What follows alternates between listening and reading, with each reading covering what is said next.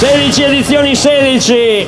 L'andare e tornare dal DOC nasce dall'idea, dalla spinta, dalla voglia, dalla passione di un gruppo di amici, gli amici dell'andare e tornare dal DOC, che 17 anni fa decisero che il Monte Zogo o Monte DOC doveva avere la propria corsa in montagna. Hanno cercato di tracciare un percorso che sulle prealpi trevigiane andasse poi a guardare sia la parte marittima sia la parte montana di questa bellissima regione, che ha i mari più belli del mondo e le montagne più belle del mondo, attraverso delle piane lambite che si caricano di narcisi durante questa stagione. Il percorso di 13 km, quello storico, va a partire dalla quota dei 680 metri sul livello del mare e poi si inerpica fino ai 1300 senza sosta alcuna, con una pendenza media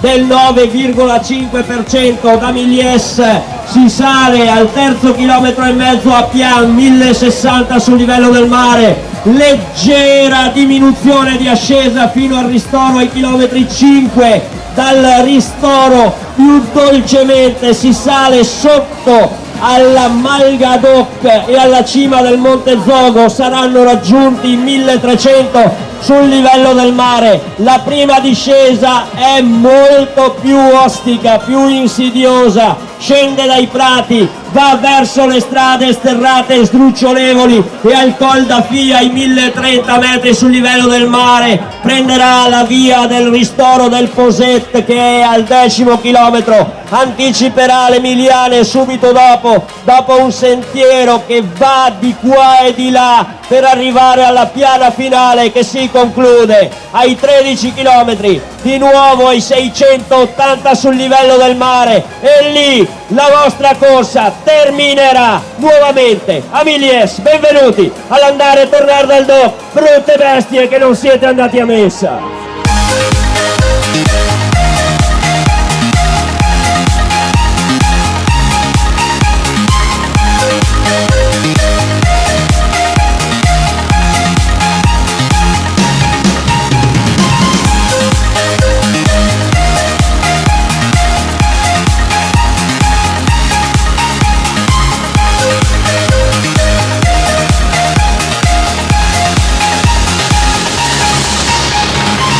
Enrico Bonati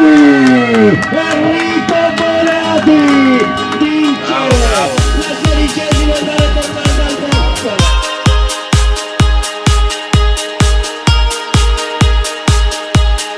Eccola qua, signore e signori, viene a vincere la 16ª edizione dell'andare e tornare dal DOC col pettorale 227, Alessia Del